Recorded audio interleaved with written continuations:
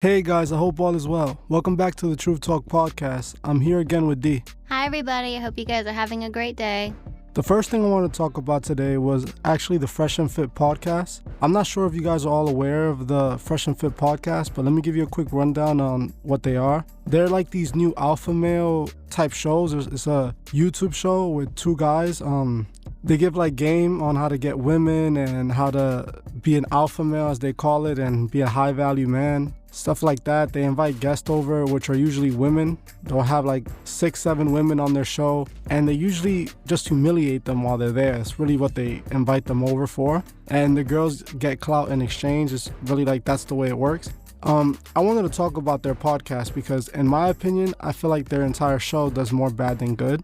The way that they portray these women, don't get me wrong, some of these women that go on their show really need to be spoken in the way that they're spoken to, because some of these women really have a delusional way of thinking, and what they believe life is really wrong. But even then, they don't really offer the women much advice to further them or help them out and becoming a better woman, or a woman that's worth being with a high value man, like they call it.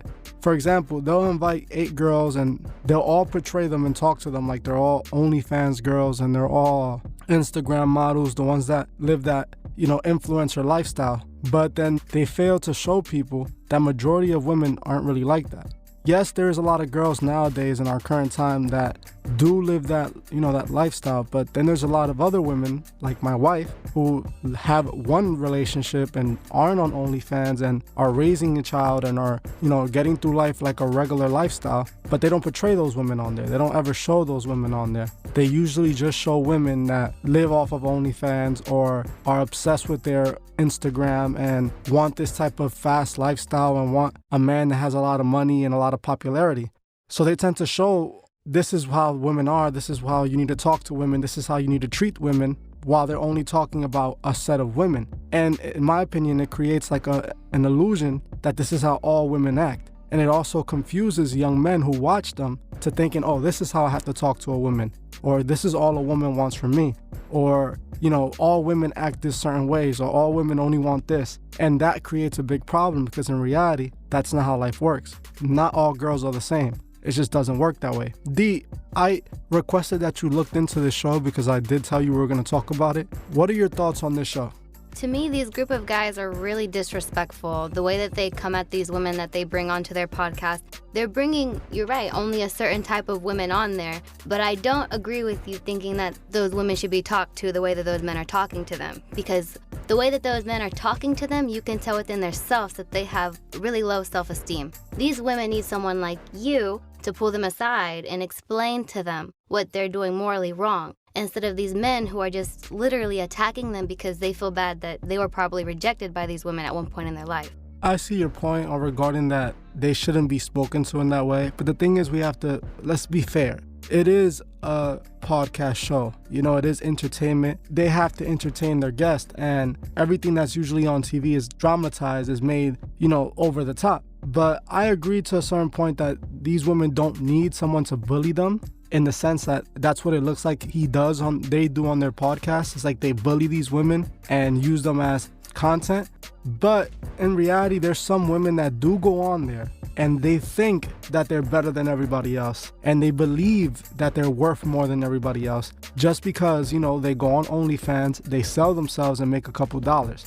Those girls do need to be approached with a different technique. They need to see the reality, because if you try to be nice to them, they're going to look at you like you're just another loser. You're someone that's not really important enough to be talking to me. And that's where the problem begins. Some women really do need conflict so that they can understand that maybe what you're saying or the way you're acting isn't that good, And don't get me wrong, I'm not here to insult any woman. I don't want no women to feel any type of way. We all have our own problems and we all live life our own type of ways. We have to go through our own struggles. But some women do step all over men. Some women feel that because they make so much money and because they're popular and because they have so much people obsessing over them, that men that are not rich and high value aren't really worth much of anything. Yeah, I understand. But there's already been, they've already had several podcast episodes where they've brought on different women that they're all in the same category, but they're different women themselves. And none of them are like learning anything, obviously. None of them have taken back, them being bullied and changed their life. They feel some type of way that these men are talking about them. So it makes them just want to prove a point more instead of these men trying to help them like they're claiming.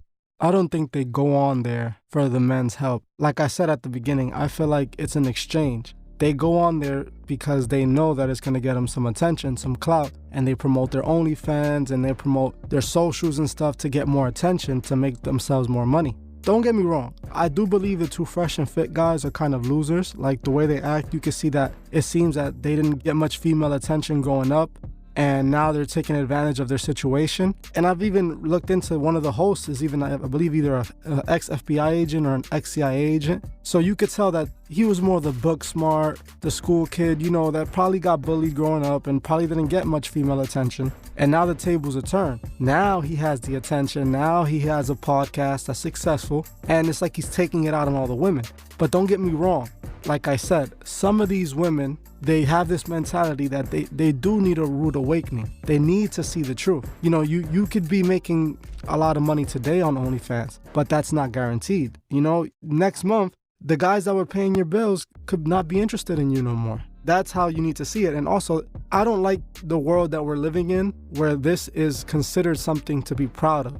You could be proud of making money in this sense. I'm not judging any of them. I understand that you got to get it no matter what. We have bills to pay, we have to survive, but it's damaging for the future generation of women who look up to these women and aspire to be like them because they think that this is actually, there's nothing wrong with this.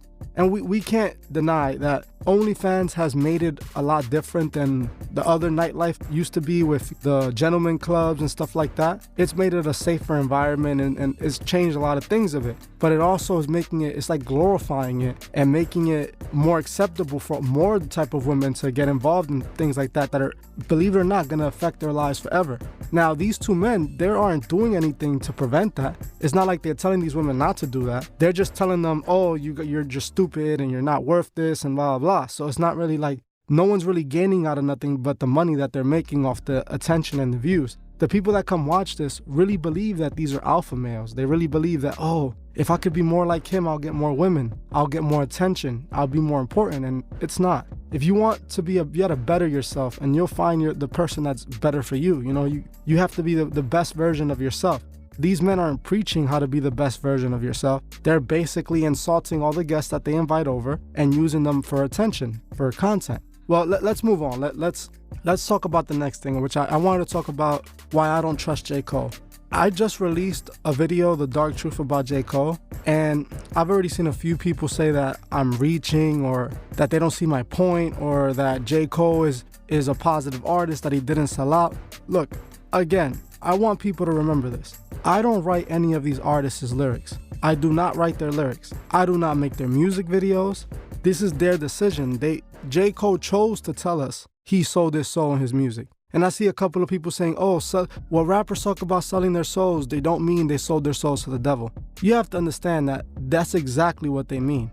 The devil represents a lot of things in life. The devil represents selling out. The moment that you put your morals aside and decide to represent something that goes against what you believe in just to make money, that's selling your soul and that's aligning yourself with the devil. J.cole is signed to one of the biggest devil worshippers in the music industry. You really think that Jay-Z would be like, okay, I'm gonna sign J.cole and he doesn't have to be aligned with my agenda?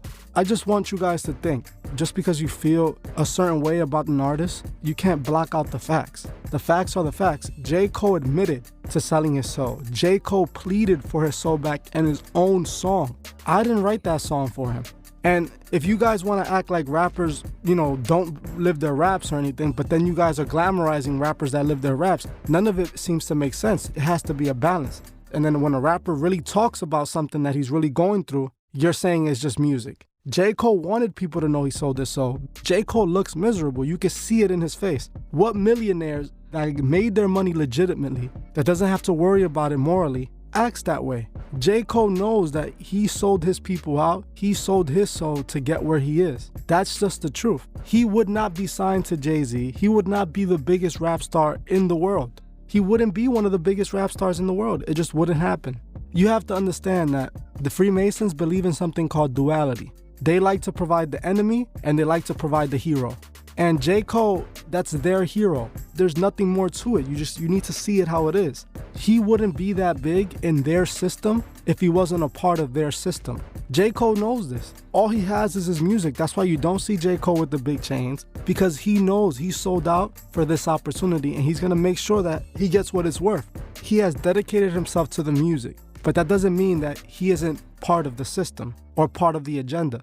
Specifically, the fact that he got signed to Jay-Z before he had any recognition should be already enough an alarm to people to think to themselves, how did this guy get Jay-Z's attention? D, you listen to J.Cole. You've liked his music. What do you think? Do you believe that J.Cole is an artist that is not affected by the agenda? No, I don't believe that. I don't believe that he would even have the success that he has if he wasn't part of the agenda. I do see why people who just listen to his music would think that he is spreading such a positive message, because just at a glance of his music, he says some things that are good, but if you actually pay attention and listen and then go in between the lines, you'll see that he's pulling out things that he's letting you guys know that, he did certain things to get where he was. And yeah, it is a hard pill to swallow sometimes, especially if you're one of his fans, because that's not something that you want to believe, that an artist that you're a fan to would sell out in such a way. But let's just be realistic. Like you said, he is signed to Jay-Z, and you have talked about Jay-Z on your channel multiple times. And if you're a person who is subscribed to The Truth Is, you know the type of stuff that Jay-Z has done and the things that he is willing to do to continue to have the success that he has. So yes, I think J.Cole is definitely a part of the agenda. That is a very important thing that you said. The fact that people idolize these artists too much is going to be their own downfall. This is one of the main reasons I made this channel. I made this channel so that you know and you are aware of the manipulation within the music, so that you can stop idolizing these men that are just men. They're not gods. They're not a god so that you can worship. And I also want you to understand, J.Cole would not care if anything happened to you. Unfortunately, people need to see that. These artists are only worried about themselves. That's how you become this rich. That's how you become this successful. You sacrifice everybody else for your gain. And that's what J.Cole has done, whether you like it or not. All these men, they chose to be superstars because they want to be worshipped. They want people to look at them like gods. J.Cole is no different. There's actual gospel artists who sold their soul to the devil and are doing gospel music just to manipulate people, just to confuse you. This is a way of them continuing to manipulate you. They know that it's easier to manipulate you if there's two sides and you actually feel that you have a choice. A man who's not part of the agenda, it's gonna be almost impossible for them to be at that level where J.Cole is. It's just not gonna happen. I don't want you guys to feel like I have anything against J.Cole, because I don't. I just want you guys not to be manipulated by him, and I definitely don't want you guys idolizing him, because he is not a god. I'm not judging anybody for what they believe in or who they believe in. What I'm here to do is spread a positive message and stop people from being manipulated. The next thing I wanted to talk about was actually Pooh Shiesty, because I saw recently that he was supposed to be facing life and then he took a plea deal. I just wanted to talk about this because I feel like this is very important. We need to use Pooh Shiesty as an example. We always talk about on this channel how music manipulates the people and destroys their lives. This is exactly what we're seeing with Pooh Shiesty. Pooh Shiesty is living your raps gone wrong. Pooh Shiesty is a product of the manipulation of hip-hop. Pooh Shiesty decided to listen to the music and live by it, and it ended up costing him his life. He's most likely going to prison. He's most likely going to spend some time of his life there because he listened to hip-hop music growing up. It manipulated him, and he lived that street life. I want people to understand, when people say, oh, it's just where he's from, that's not true. I am from the Bronx. In my area where I grew up, there's nothing but destruction, I promise you. It doesn't matter where you're from. It matters what you do with your life. And Pooh Shiesty decided to be manipulated because he thought the more he acted like the music, the cooler he was gonna be. If he's the realest, he's the best, he's the most gangster, that's what he thinks was gonna get him attention. That's what he thinks was gonna get him admiration and was gonna make him feel like he's more important than everybody else. But in reality, he should actually see it for what he is. He's just a product of manipulation. He's just a product of an agenda that was made to destroy him, and he fell for it. There's people in the hood every day that make it out. They graduate, they get a good job, or they build their own business, and they make it from the ground up. They don't get talked about. Those people don't get put on pedestals. Those people don't get music videos. Those people don't get shows. They don't even exist. They literally get pushed to the side and no one cares about them. What they care about is the man that's talking about catching bodies, living that street life, promoting destruction to his own people. And we see that with Pooh Shiesty. He went to the club, he lived his raps, and now, guess what? He might not see the light of day for another 5-10 years. Just like we saw with K Flock. 18 years old, finally getting an opportunity to make some money and take care of his family. What does he do? He throws it all away to live his raps, to be the tough guy on the street, to just be another manipulated puppet. Just think about that, man. These are people that had great opportunities and could have changed everybody around them. They could have made a better life for everybody they knew and everybody they loved, but they threw it away because hip-hop manipulated them to. The music is telling us to destroy ourselves, and we're doing exactly what the music is telling us to do. Many of you have to look at yourselves in the mirror and say, how many of me is actually me? How many of the stuff that I do is really because I want to do it? Or is it all me being manipulated by this music? D, I know that you don't really listen to Pooh Shiesty, but what are your thoughts on Pooh Shiesty as an artist? Do you feel like he's going to be here in the next 5-10 years? As of right now and what he's facing, no. I do think it's sad that he did allow the music and all the messages he was hearing from other people's music to manipulate him. I don't know why you guys think that when people rap about living street life that all of them are doing it.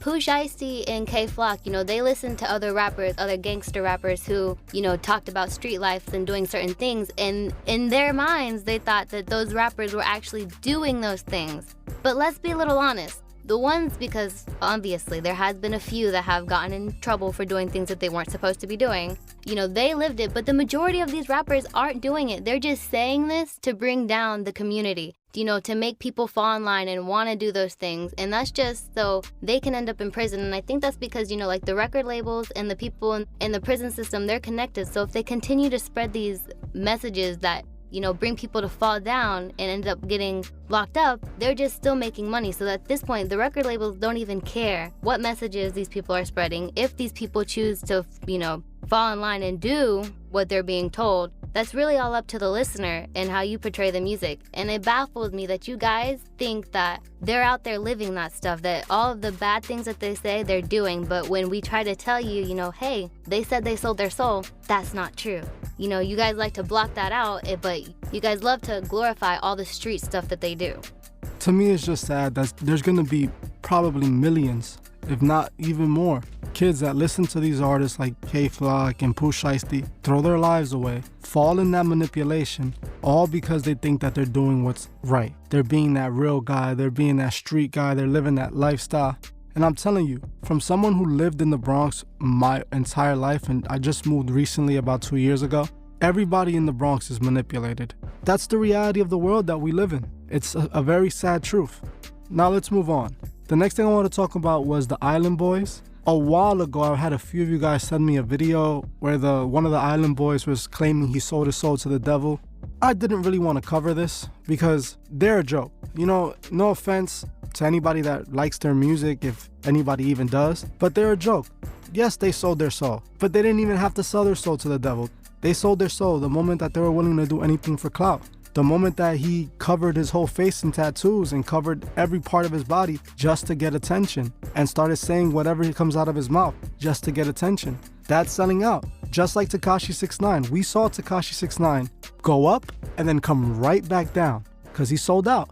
A man like Tekashi, a man like the Island Boys, you could tell that there isn't loyalty for anybody. I don't even think they have loyalty to the devil. I believe these guys are just chaotic as it is. They're willing to do anything and say anything for attention. And when you do that, you don't have to call on the devil to sell your soul. You sold your soul. You sold out on your morals. You're willing to say and do anything. What do you feel, D, about the Island Boys? Because on TikTok, they run TikTok. Like I said, I'm not really on TikTok, but you see more of them on there. Would you say that their 15 minutes of fame is almost up? Definitely. I actually don't see anything about them anymore as much as I did before. You actually have to look for them if you want to see anything about the Island Boys. I mean, they had a performance sometime late last year in 2021, and they were booed off stage. They tried doing a podcast with somebody, but I guess that didn't go well. But you can tell that, their facade is just that. It's a whole entire act. The way that they try to act for the camera is not themselves, because there's been already, multiple times of them making TikTok videos, talking to people, and they actually sound, very kind. But then, they try to get on social media and say things like that they're thugging. And, you can't live both lifestyles. Or whenever there was one incident where one of them was out somewhere and people pulled up on him to check him, and he was intimidated. You can't go around saying that you're about a life, but then when you're getting pulled up on, you're not about that life. Or, the incident where they were booed at the J.cole fight. Like, you could tell they weren't really trying to go over there and mess with those guys that were bothering them. They stood up there and they were allowing the men who were pushing them back to continue to push them back. One of the brothers even tapped the other brother and told him, come on, let's go this way. Because they're not about that life. The stuff that they're doing is, the manipulation that they've had through the music, that they're trying to live a lifestyle that's not them. The Island Boys sold their souls for 15 seconds of fame. As unfortunate as that is, they didn't even get the full amount of fame that they were entitled to for selling out, because they're a joke. They're gonna have 15 seconds of fame, and when it's up, they're gonna have to figure out how they're gonna continue living life with all these tattoos on their face, unhireable, because everybody's gonna know who they are. It's a very sad case, and it's a very sad world that we live in, that people are willing to throw their whole lives away for just 15 seconds of fame. 15 seconds. Well, that's it for this podcast. I want to let you guys know that we couldn't cover the weekend because as of right now, the music video is still not out as I'm recording this. But don't worry, once it comes out, I will do a behind the symbolism video on it. And it's better that way anyways, because I can go in more detail and I can talk more about it. But I do not want you guys to forget. Please comment some topics that you guys want to see on the next podcast. It'll help me a lot. I can know exactly what you guys want to hear us talk about. And that's it for this episode. I'll see you guys next week. Goodbye, everybody. Hope you guys have a good rest of your day. Thank you for watching this episode of The Truth Is. If you would like to further support the channel, join me on Patreon. The link would be in the description. If you join before the 28th of this month, you could be entered to this month's monthly raffle, where you can win a shirt, a cash prize, and even pick a video topic. Also, please leave a comment below on your thoughts on this video and on any future topics you would like to see me cover on my channel. If you like this video, please hit the like button, as this helps other people find these videos. If you're new to the channel, please subscribe and hit the bell so you can be notified of future videos. Please follow me on Instagram at TheTruthIs01 and on TikTok at TheTruthIs. I will gladly appreciate it. Thank you. Goodbye.